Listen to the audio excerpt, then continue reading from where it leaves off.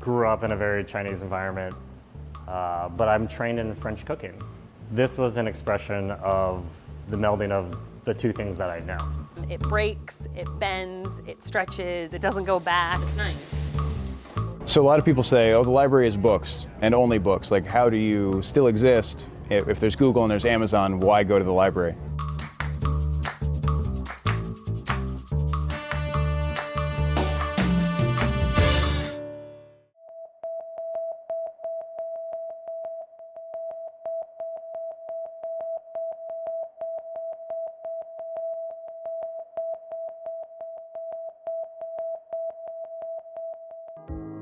We work with really the poorest families in the world that don't have shelters. The magnitude of the problem that we face is so big. It's about 1 billion people that don't have one of life's most basic human needs, and that's safe shelter. What we really need for the size of the issue is exponential growth, and that has to come through significantly decreasing costs, increasing speed, while doing that without sacrificing quality. So I'm standing in front of the first permitted 3D printed home in America. This house is actually printed in high winds, blowing dust, and rain.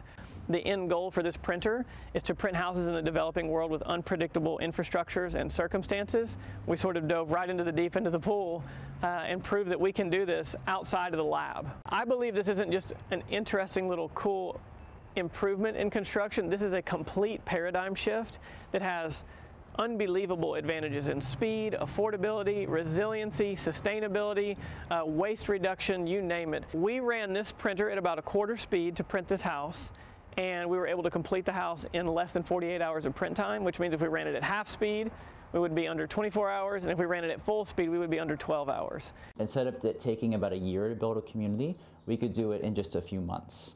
Traditional style, one of new story homes is about $6,500 per home, right? We believe over time we can get the new home below $4,000. The material we used to print this house is actually one of our biggest breakthroughs. It's a very specialized cementitious mortar concrete compound. You come up with the secret sauce, the secret concrete, I guess, and that's what makes this possible. We are very committed to site printing because we think that's ultimately what has to happen to achieve the affordability and speed breakthroughs that are a promise of 3D printing.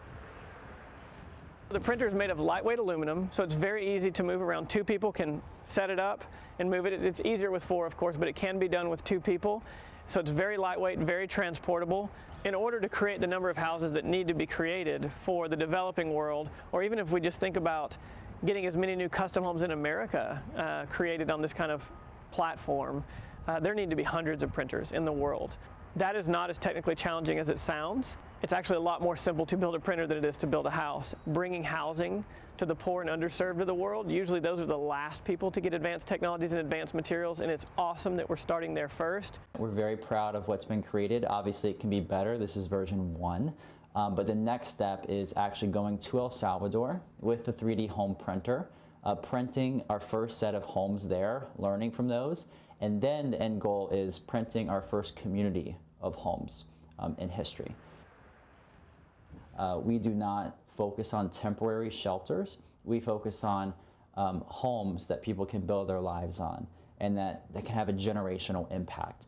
And what's so exciting about 3D home printing is that that promise is there.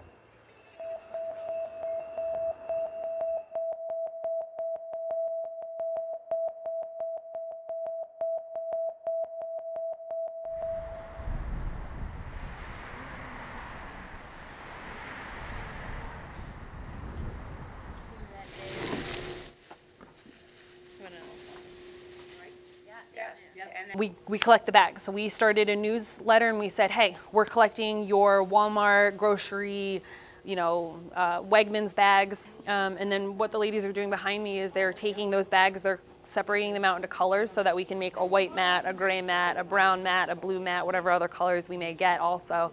And then they take the bags, they flatten them out 4 to a stack, and then we cut off the seams, we cut off the handles, and then we cut strips so they're continuous loops. And then we loop them together, and we make a long string of yarn. That's $30 right there. It's nice. I think it's absolutely amazing to be able to help people. There's a lot of people who have addiction problems that live on the streets, people who don't want to accept help, and this is our way of providing it for them to hopefully make things a little bit better for them, especially with the cold weather, being on the cold ground, that creates illness and sickness in the homeless, and hopefully this will keep them off the elements on the ground. They're lightweight, and we thought we would have enough bags to make one mat, and it's grown into something a lot bigger than that. All of the members here, the men and the women, would bring bags day after day after day for about 6 months before we actually started making the mats. And then they continued to bring the bags, and they're continuing to bring the bags. So it's been very heartwarming as to what we've been able to do for the community through this project. It's like rolling dough.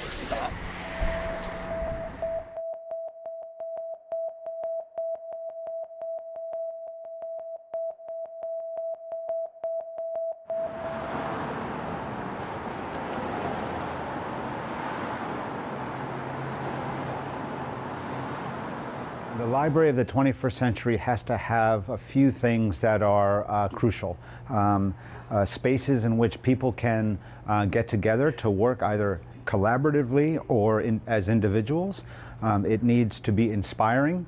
It needs to offer dignity. It needs to offer comfort. It needs to offer natural light. It needs to offer everyone who comes into the building the sense that that they're in a place that respects them and encourages them to do whatever they're here to do, whether it's work on a resume or get in from the cold or participate in a kids program.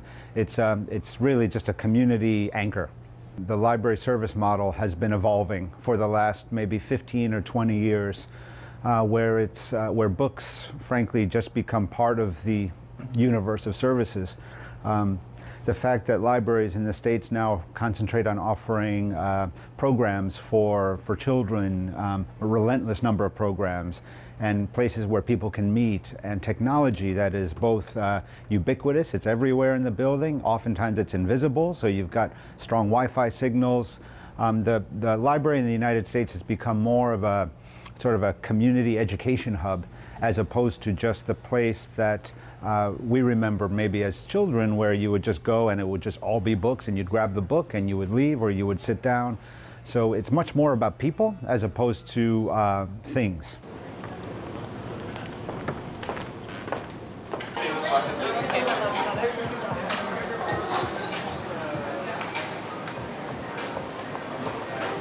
If you look around, you see people having conversation, working together. We no longer, that's not a thing we do anymore. We encourage people to interact with one another. We encourage people to engage. We're really more of a common area than a silent reading place. We have 5 little rooms that you can get for free that are totally silent, so you can read by yourself if that's what you want, but the bulk of the building is not that. We are more than just a place to get books. We are a place to do whatever you need in the community. I've been cooking professionally since I was 16. It's all I've ever done. So I felt like I've been, building up to this.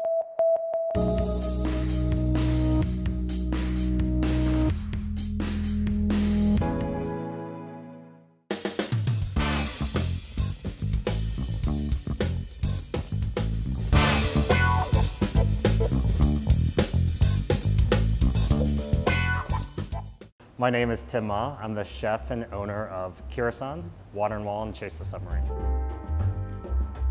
So we specialize here at Kirasan in Chinese French cuisine.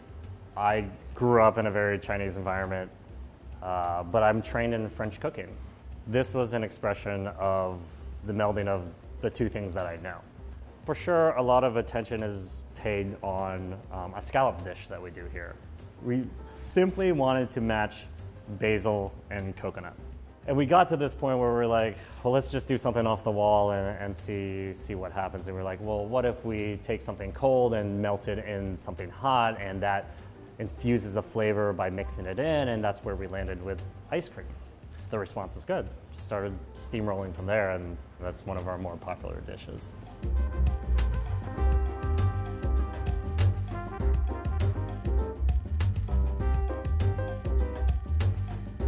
When I get home, I don't want to cook.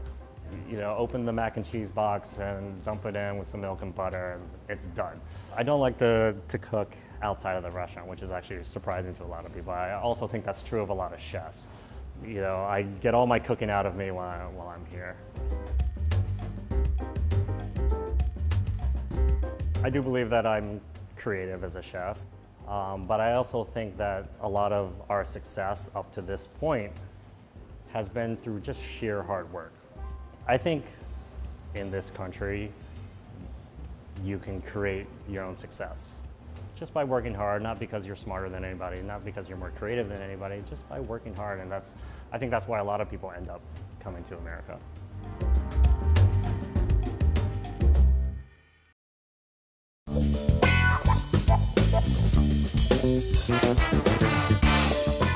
Other independent chefs were referring customers to me. I started doing that back to them and kind of thought there's got to be an easier way to do this, but more than just one or two. So building this infrastructure where someone contacts me because they want a dinner next Tuesday and I'm booked, I've built, you know, a Facebook page for the members. So we're in a Facebook group where I can just post and say, next Wednesday, a customer wants to do a dinner, here's their price range, here's where they live. If anyone's maybe interested, send me a personal message and I'll get you their info. I think that it was a grand idea. Chris is on to something. It's a wonderful feeling because I've been cooking for quite some time and it's a real competitive feel, but the alliance that's being formed is a lot of camaraderie, a lot of openness, and a lot of sharing. Chefs doing things like that, or like I think a lot of chefs say work in an Italian restaurant and then they get really obsessed with Mexican cuisine, and you can't kind of cook that or do that. Restaurant business is so hard, not that owning your own business is easy, but having the flexibility to say, okay, you know, it's Valentine's Day, it's more important for me to be home with my wife than to be at work cooking for someone. Like, those are decisions I can make. It's free. I'm not charging members anything. I wanted to just build the infrastructure that we could help each other, because I spent 7 years building my business having no idea what I was doing, and I want to help someone out. If anyone comes to me and says, I want to be a personal chef, what would you do? I'll lay it all out for them. There's no secrets. I'll show you what I did. I'll say, this market has been good for me. This is where I buy my china. You should talk to this shop owner because they have really cool vinegars and oils. We like to share our knowledge of olive oil and vinegar, so I think it allows us to share with the chefs, and hopefully they'll come in and visit us. And then also we can get a lot of recipes from them also, and then share it with the community also. So it's a win-win situation for both of us. Well, they bring connections. They bring a variety of talents and gifts. They bring creative ideas and just the whole network of independent people joining together. So it's a big community. I would just love to see benefits, see that everyone's kind of getting the benefit that I'm hoping that they're going to get, that it converts to more jobs, or I really want to get together and do fun events. That's part of it. You know, I came from running a business that had over 100 employees reporting to me, and now I have 0. Chris is really very outspoken and outgoing, and he's willing to take a lot of risks and get out there and meet a lot of people and network. I think the biggest hurdle for a lot of chefs is that they don't really form an alliance because they're all kind of competing with each other, but you don't have that in this group. I've been cooking professionally since I was 16. It's all I've ever done. So I felt like I've been, you know, building up to this. And I just wanted to be able to do something that I felt was fulfilling.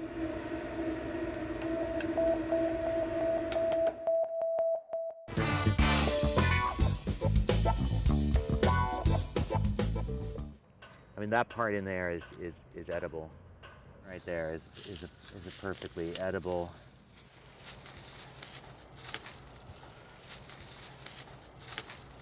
Now, the question, Keith, is Can you imagine a brewing, a fermentation approach to bamboo shoots? They're pretty tender as they are, but Yeah. it would be interesting to sort of imagine this sort of tart, crunchy, not unlike pickled carrots or other sort of shoots. I imagine it'd be quite mild and quite nice. I mean, and there's just a ton of bamboo, and this is listed as an invasive by the state of Texas.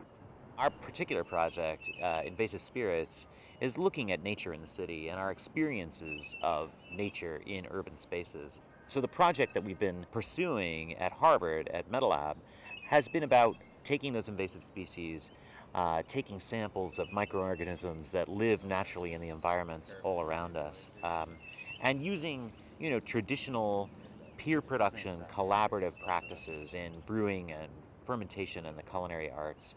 We brought it to South by Southwest because even though it's a practice that is about foraging and indeed pulling weeds in the city, there's a technological dimension in that many of the practices, the virtues of work in the digital age, peer production, the sense of a commons, these have deep roots in traditional practices like brewing and fermentation. I think we're going to hand out some materials that we've been gathering here from some of the kind of weedy edges of South by Southwest.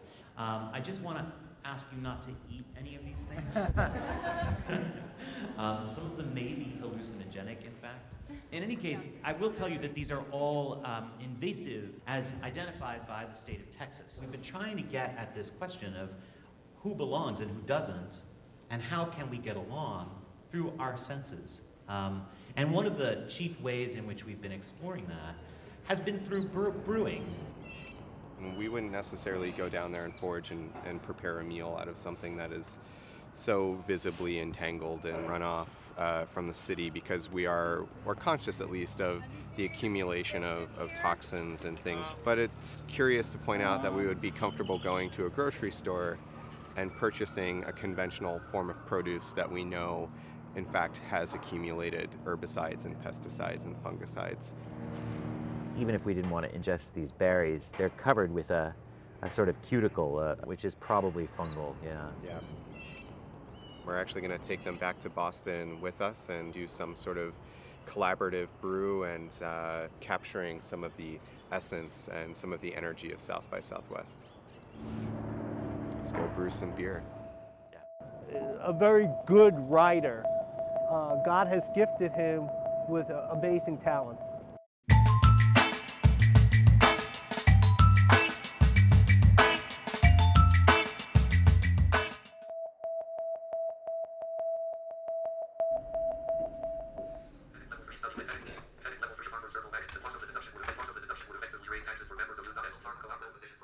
처음에 이제 그런 거를 시각장애인과 일을 해본 적이 없는 사람들이라 그 코퍼레이트 파이낸스 쪽에서 일을 하시는 분들하고 얘기를 할 때는 굉장히 이게 그 감이 안 잡히는 거죠. 이분들이 자기네들은 다 이렇게 그 읽으면서 자료를 눈으로 읽고 훑고 그래프를 보고 그렇게 일을 하잖아요. 그러니까 상상이 안 가는 거예요. 그분들이 너 어떻게 이런 일을 하려고 그러냐. 기차 안에서 너무 덥고. 바깥에 오고. 이제 볼게요. 일찍 와. 일찍은 뭐다? 일찍 와. 오늘 저기 펑션이 있어. 진짜?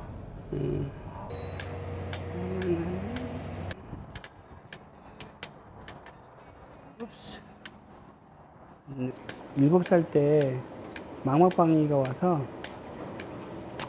그 복합적인 이유로 수술도 많이 해봤지만 결국은 9살 때, 만 9살 때 시력을 다 잃었어요. 그러니까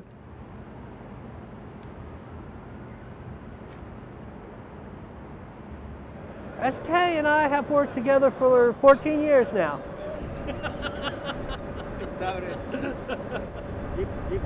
I think he's very professional, very well spoken, a very good writer, excellent in mathematics and analyzing. God has gifted him with amazing talents.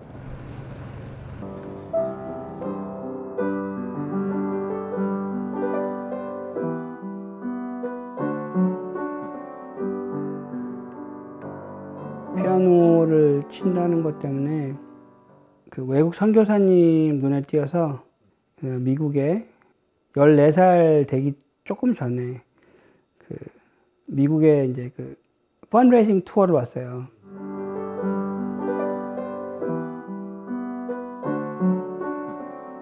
기적처럼 느껴졌고 4년 동안 고등학교 공부하면서 그 집에 살았고 그 진짜 부모님처럼 대했고 그분들 저를 자식처럼 대해주시고 지금도 그래요. 6,400명 학생? 시각장애인이 3명인가 갈 거가 없었어요.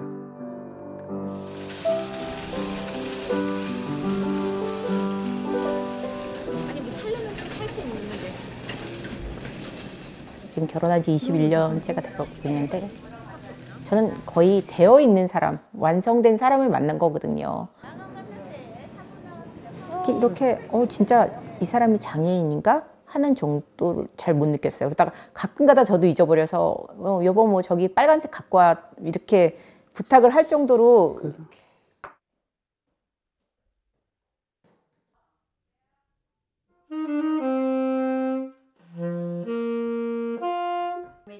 아 그만. 클린 앞에. 아우 너무 지저분하다 여기.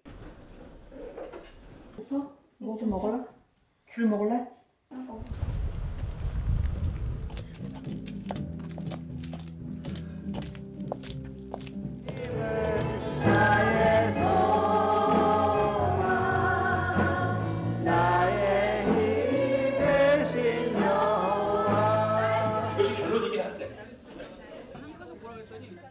야나 미니스트리는 그 YNA가 You are not alone의 앞글자를 딴 거예요. 그래서 야나, 그 You are not alone, 혼자가 아니다. 우리 한국에 있는 소외된 아이들에게, 가난한 아이들에게, 또 부모가 없는 아이들이나 부모한테 버림받은 아이들에게 혼자가 아니다라는 메시지를 전하고 싶어서 저희가 같이 시작된 단체인데요. 저희는 굉장히 대화를 하거든요. 그러니까 그게 아니고요. 주인이 없는 거예요. 엄마 핸드폰 잊어버렸어. 어떡하지? 들어가자. 아니 그 사람들 다 있어? 유학의 그런 그 목적도 있지만 이 보육원 아이들을 데리고 와서 일반 가정에서 호스팅을 하면서 그 가정에서 그 성장하는 그런 그 기회를 주는 거죠. This is Wall Street.